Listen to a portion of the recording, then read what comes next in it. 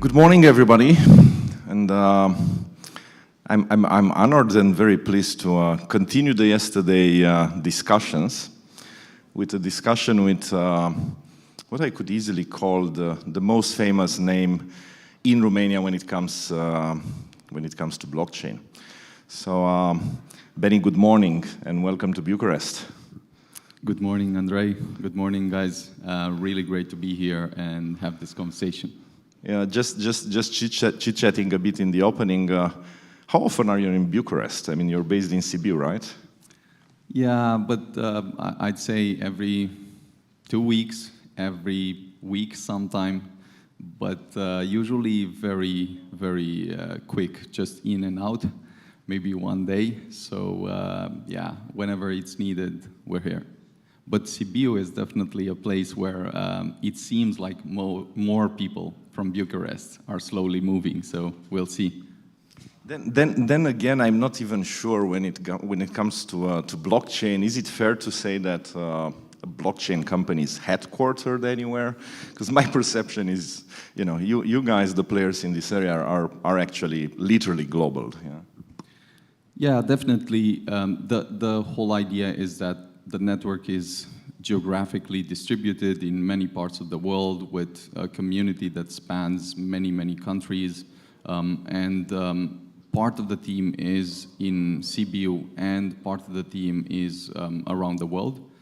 But I guess during the next period, we're probably going to have both offices and larger communities expanded in other countries and just take this step further to not only have the communities, but then bring some strategic adoption in these relevant countries that we see have a tremendous potential.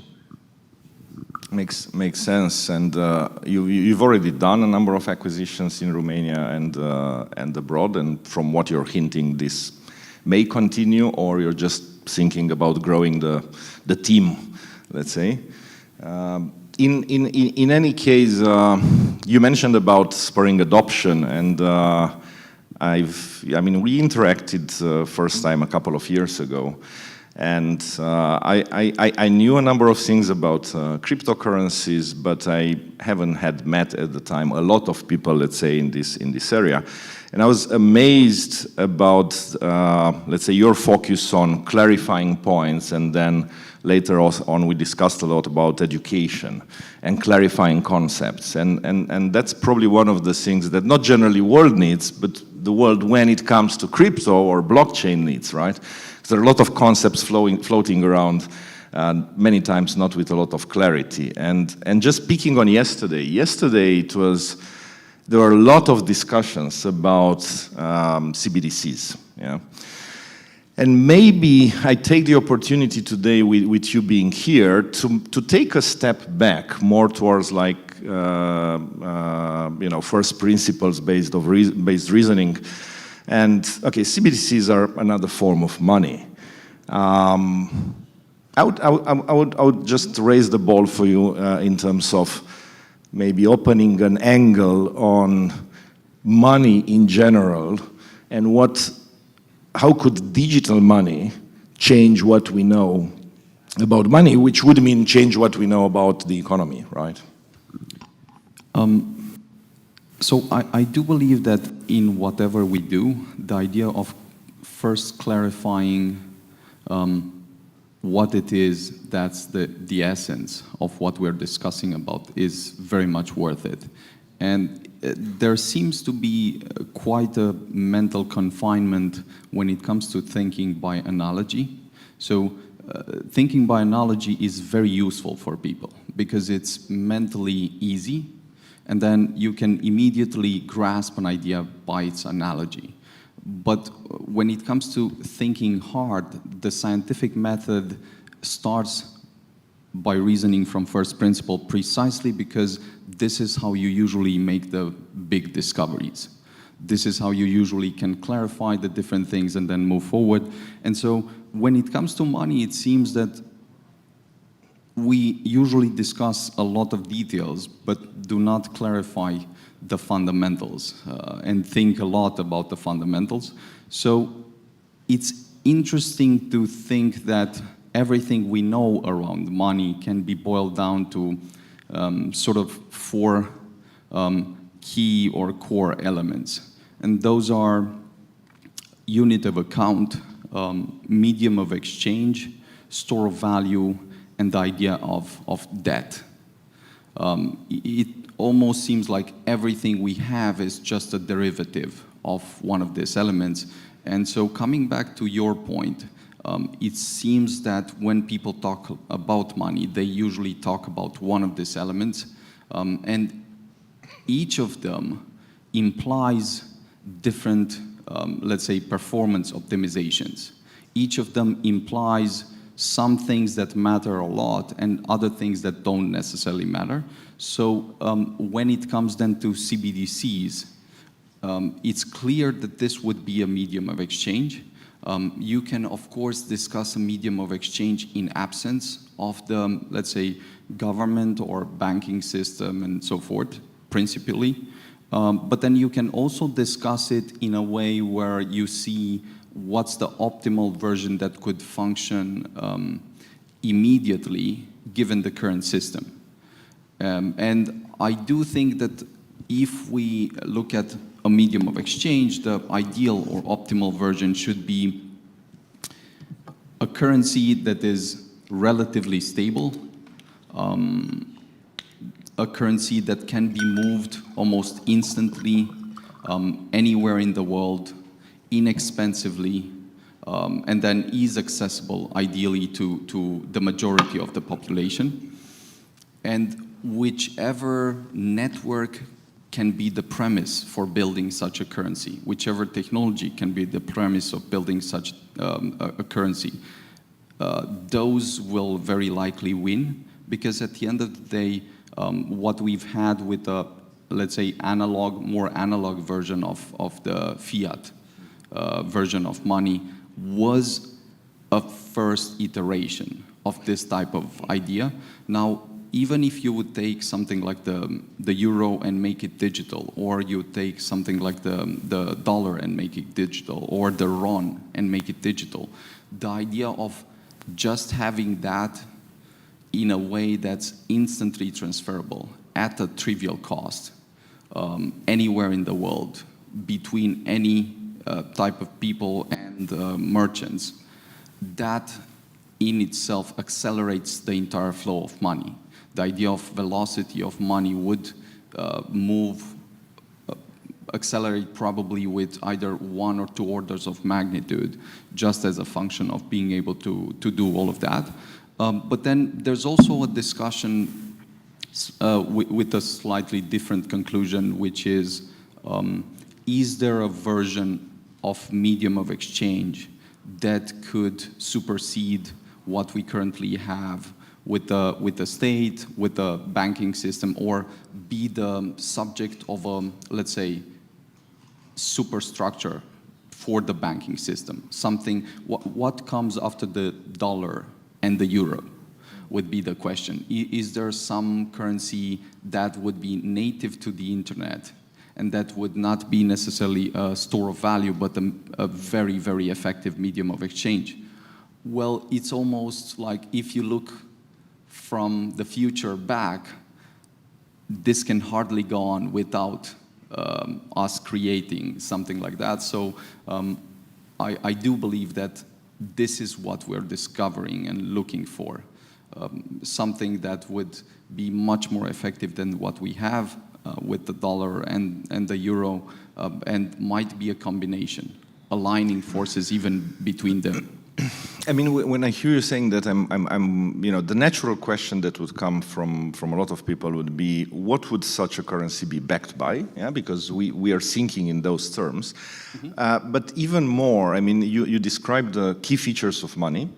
You omitted one, however, which is specific to money, broadly speaking, or to legal tender in particular, which is that money are supposed, and they have to be accepted at face value.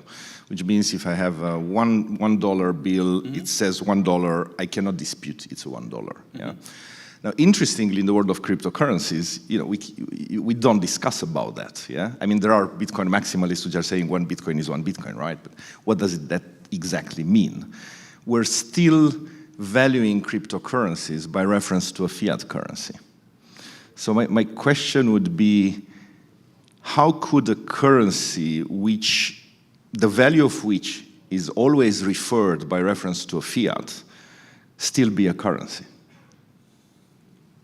This is a good point, in that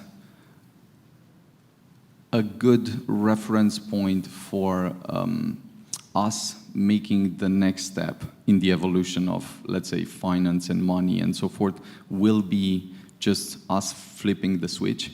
So whenever people discuss about things, if they start discussing in, let's say, Bitcoin terms or Eagle terms and so forth, at that point, it would essentially make them rethink what they're paying for. Because even though I've mentioned currency, a fiat currency, being relatively stable, we know that this kind of stable comes with a lot of asterisk points, meaning that it's stable relative to something that, based on inflation, it can be quite unstable, that in some countries this experiment has failed tremendously, and we've seen has burned quite a large amount of the population.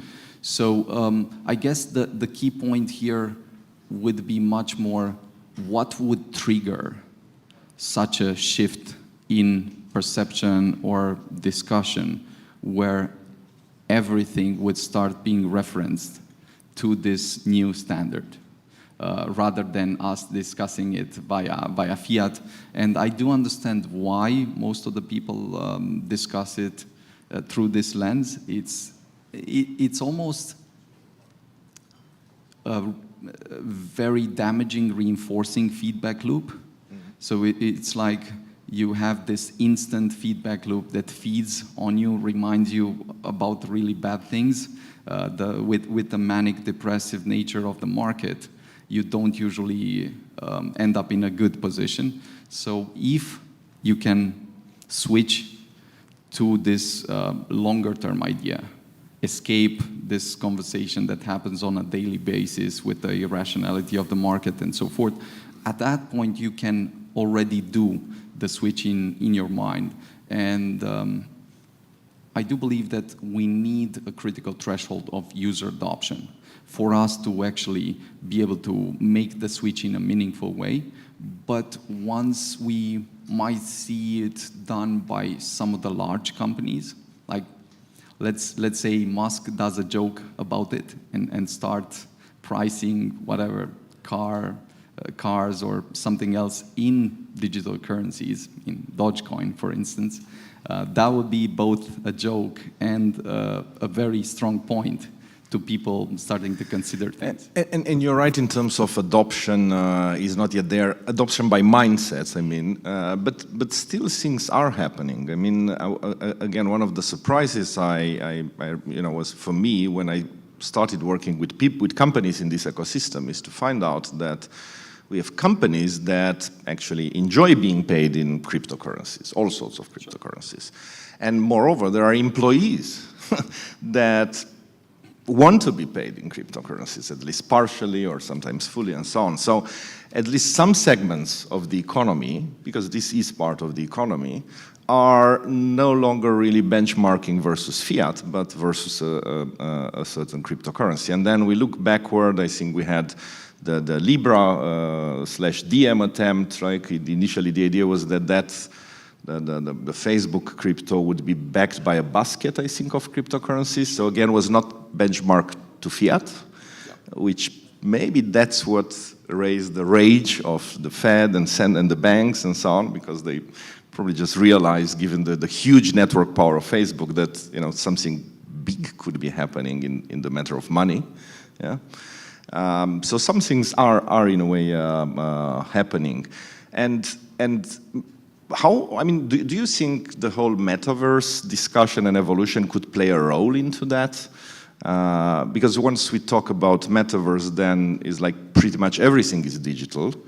And the idea of using a digital native currency in a digital environment kind of, makes sense. Yeah, so coming to your first point, I would say that what we identified as a very important critical threshold would be 1 billion people usually, not usually, but joining the space.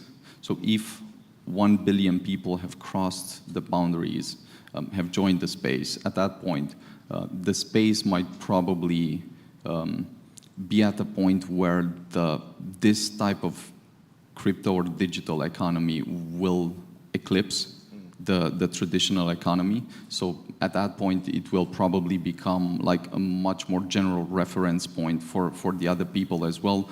And I would also say that there is a very important point here that although it's always useful to think really hard about technologies, about investments and so forth, and make the right kind of decisions, calculated decisions, it does seem like in startups especially, people, once they understand a certain type of technology, they understand that if the impact it proposes comes to fruition, there is an upside there that's fundamentally incomparable to what they would gain if they would keep the, let's say, normal or traditional reference point.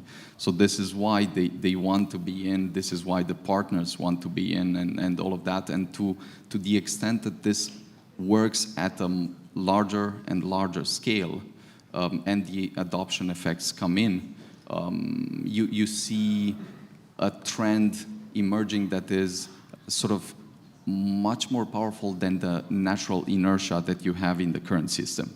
So this is how I usually think that it happens, because you have different forces, and as long as you have stronger forces that are emerging, that are capturing the minds of different people and bringing a lot of value and adoption, at that point you'll see this happening a lot faster.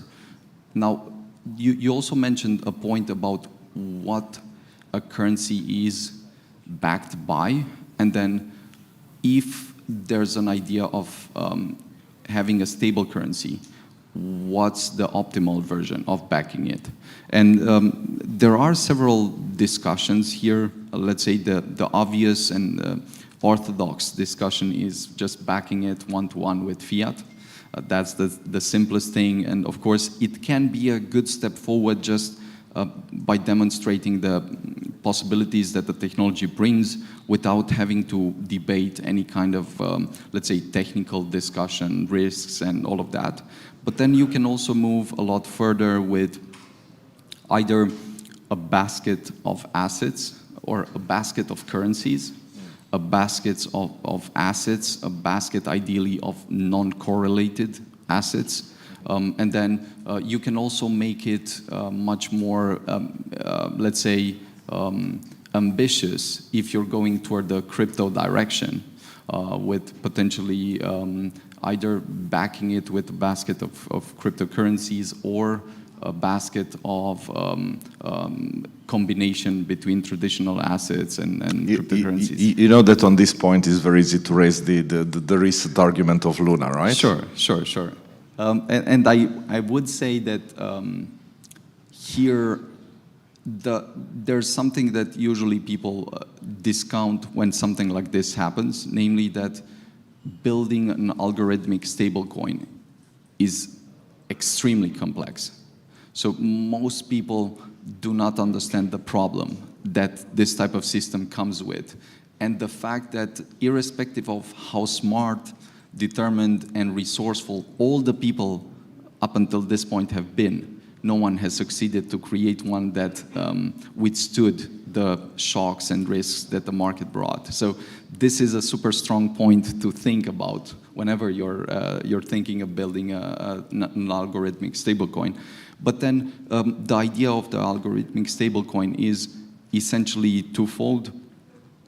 Can you create a system that is robust enough in sustaining or withstanding any type of risk that would come within the market? And here any type sounds too vague, because any type would definitely not qualify. Whatever you're building, there needs to be some very specific assumption there. And here is where the flaw of the Terra and Luna system lay, that it had some specific assumptions that were not made obvious. The whole point being that, for instance, whenever someone says that Bitcoin is secure, they're actually saying that if you assume that no one can buy more than 51% of Bitcoin, which is quite difficult and so forth, then Bitcoin would be secure. In the case of Luna, again, there were some very precise security assumptions mentioning that if the system does not collapse beyond a certain point, everything can be recovered. But if the system goes beyond that point, no one thought, apparently, what would happen, what would be the consequences, and so forth. And when it happened, they did not react correctly. They did not stop the system. The 3 days that they waited for killed them 10 times, just because it made the situation a lot worse. And even when they restarted the system, instead of saying, let's cut one arm, but save the body, as difficult, painful, and so forth as it is, they made the wrong decision of basically letting everything flow, and then the basis of their blockchain, which was the Luna currency, going to zero, and then them having no chance at all. So this is super difficult to solve. It was, in some sense, a very interesting experiment. Too bad that it failed, let's say, at this point, where there was so much exposure in the market by different people and so forth. Ideally, these experiments fail much more early. And then you learn the lessons and find either a better solution or go a completely different path. To me, it's interesting how the example of Terra Luna collapse is used by what we call mainstream media as an example of why crypto is bad, crypto is a scam, it induces systemic risks. And I'm old enough to have been around and worked for banks and borrowers in the previous financial crisis. And the previous financial crisis, Lehman Brothers collapse and so on, and Fed intervening with TARP, Troubled Asset Relief Plan, and that was because of innovation in financial sector. Was started with asset-backed securities and with a number of wrong assumptions and people thinking that they are smarter in assessing risk and not foreseeing an event which in retrospect looks, a real estate market can also go down, and that's what they didn't factor in, because it has been going up for a number of years, so all derivatives collapsed. So my point is, yes, we have big collapses in the blockchain/crypto sector, but the financial sector has been, the traditional financial sector has been the source of the biggest financial collapses in the history of the mankind. So it's kind of natural. Once you experiment, once you innovate, you develop new instruments, there's also risk in there, and that's one example of those. Benny, we discussed. I think we started from CBDCs and we kind of ended up with stable coins, right? If I look at what we've discussed. If you'd be to come up with an idea about, there are many applications of crypto in general, right? So people are talking, and I'm talking now applications, at private level, at business level, but also at state level, right? So there are discussions at state level, obviously, of CBDCs. That's, monetary policy of a state. There are discussions about digital identity on blockchain, property transfer. Property transfer from the physical world via, tokenized property, blockchain, and so on. Now, metaverse is coming into play, a brave new world, let's say, with its promises, but also, maybe risks. If you'd be to take one application of blockchain, be it cryptocurrency or not, that you think would have the biggest impact if a state would adopt it? What do you think that would be? You can give two. Yeah.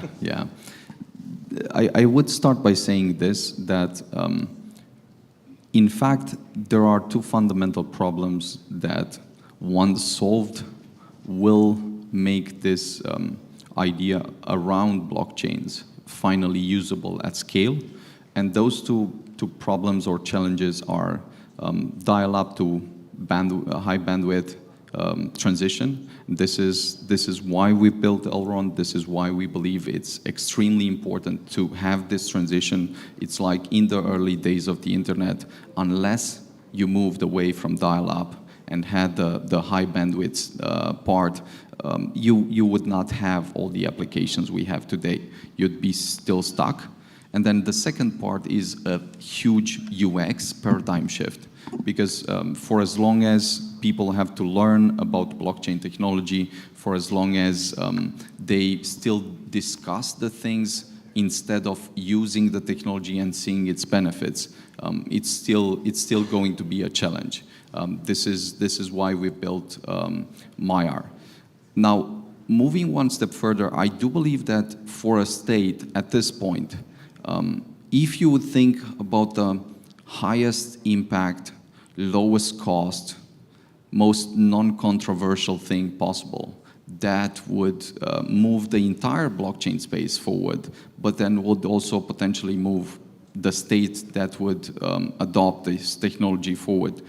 This would be definitely a CBDC, so a stable coin based on blockchain technology that inherits the properties of a very advanced network, like the Elrond network, for instance, and then puts the digital version of their fiat currency on top. Why would this be very useful? Of course, it would just make things, as I was saying before, almost instant, at a trivial cost, transferable, accessible to almost anyone. And then this would, as an effect, make the cost of doing business, the cost of doing and offering the different services, the cost of exchanging everything, much smaller, much simpler, and would accelerate, in fact, the entire economic process and growth process. But this does seem a bit boring because it's super obvious. I mean, it's not like we're discussing something very new here. There is a lot of discussion, and I'm quite curious and happy to see both to see the next steps that the states are coming up with, and I'm happy to see that there's a lot of progress and that this might be a lot more useful than what we currently have with fiat money.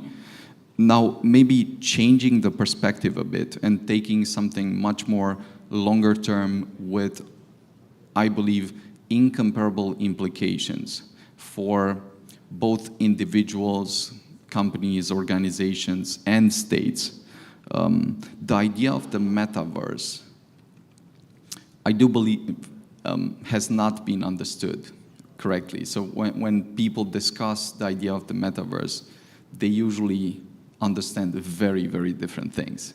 And because they understand very different things, maybe they think about cartoons that people play right now, or they think about Ready Player One environments.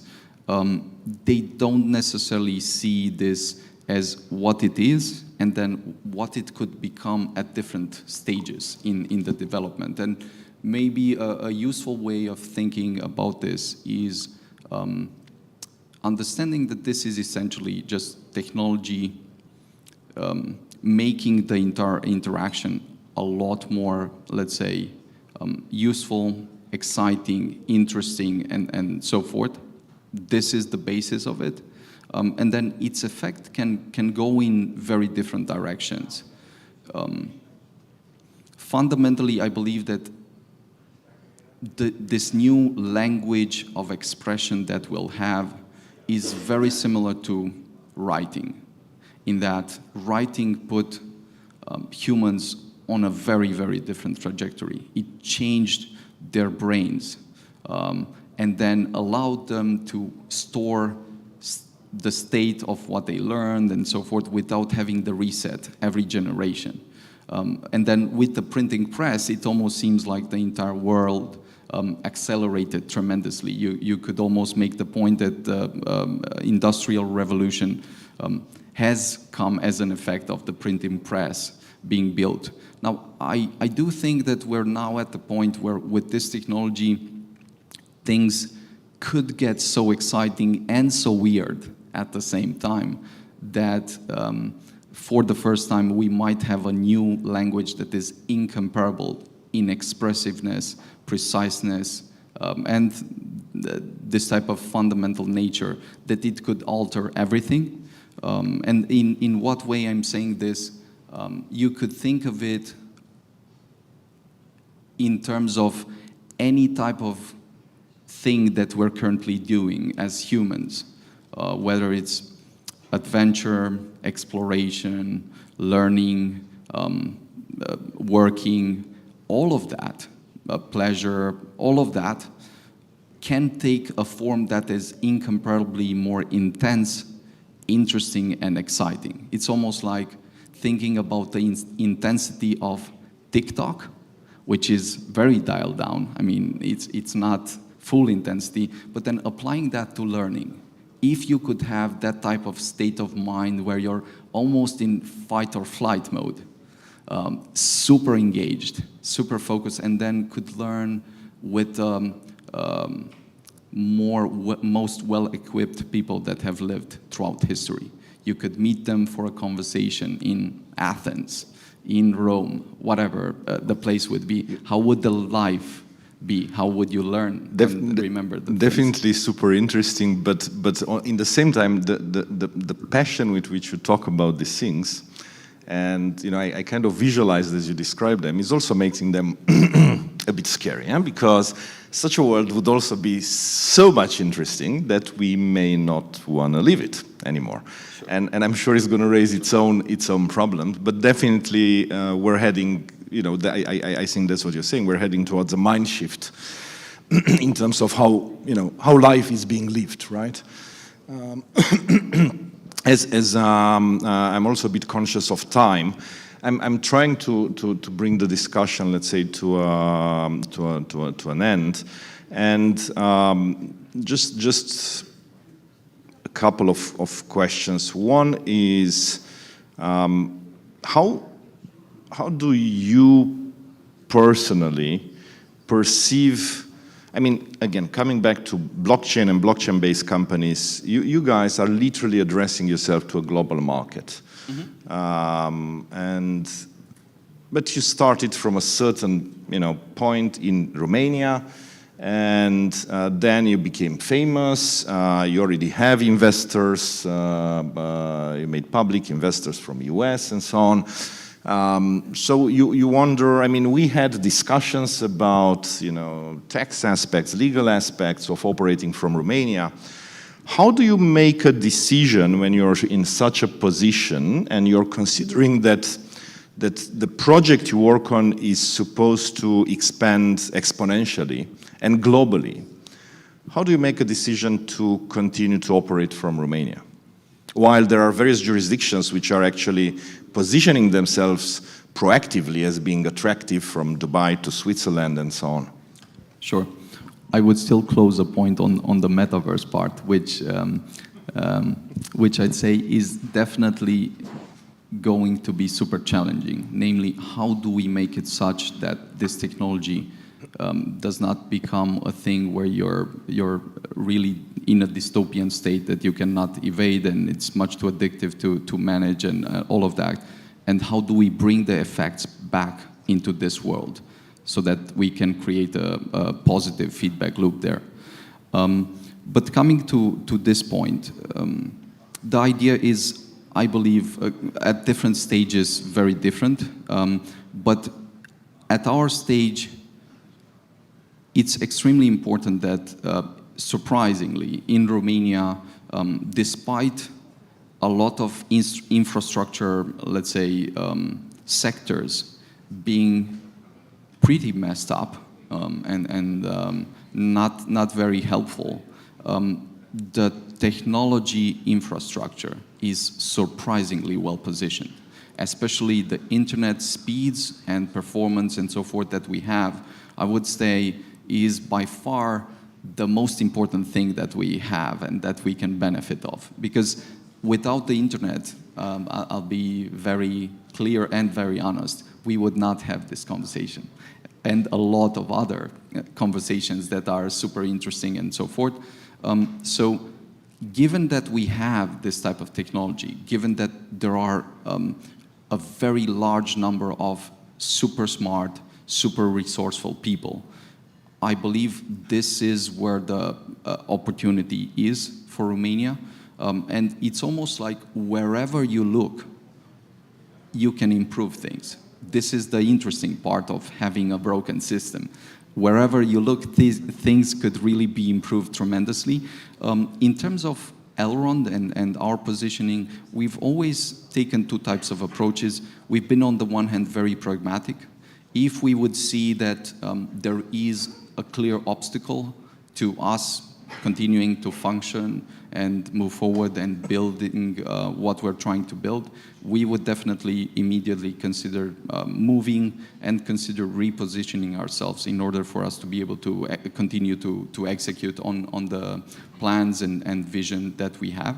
Up until this point, this has not been the case. Quite the contrary, it almost seems like whatever problem or challenge or obstacle you're starting up with, if you can withstand it, that can become your most important advantage. So, interestingly enough, we're joking that the area in Sibiu is very different than you'd expect. The environment has some opportunities, but it's also interestingly focused. So you don't have a lot of distractions. And this makes it a very good environment for building stuff, for not losing energy and all of that. Of course, whenever you want to travel, you can travel the world and so forth. But I would say, first, if you can survive and build things, you can definitely exist there. We're considering definitely having larger communities, HQs in different countries of the world, just because it's extremely important. But I would also say that we're past the point where we see ourselves only in some particular location, as like us considering that we're Romanians and thinking a lot about this part. It's more like, this is what we have to do. Does the environment enable us to do this or allow us to do this? If it does not, or if it would not, then we would immediately consider some other options. And then if at different stages we find that there's a tremendous opportunity out there in opening new offices and moving part of the team or creating new teams in some other places of the world, we'll definitely consider that, and we're actively considering it in some locations. But I would end with this part, that the first and foremost thing that a state should probably do is not create obstacles, enable people to experiment, to innovate, to create new technologies, because this is the one thing that brings the economic growth that the state should desire more than anything else. And if this exists, then of course the people have a better life, better jobs, better environments, and so forth. There's also a case for protection and all of that. But as long as this is done in a smart way, you'll see many, many experiments. And even throughout history, this is how the interesting people that have built interesting technologies have chosen different countries. If they saw that their countries would suffocate whatever they were building, they moved to other countries. If they were left alone to just pursue that, the countries benefited tremendously. Yeah, I hope this is just the beginning of a larger chapter that we'll see. So what I take is you guys as entrepreneurs from the IT environment, but I think generally entrepreneurs do not really like or do not need the paternalist type of state who takes care of everything, because that is actually the source of overregulation. And in a way what you're saying is let us be, let us develop, do not hinder what is ultimately good and progressive for the society.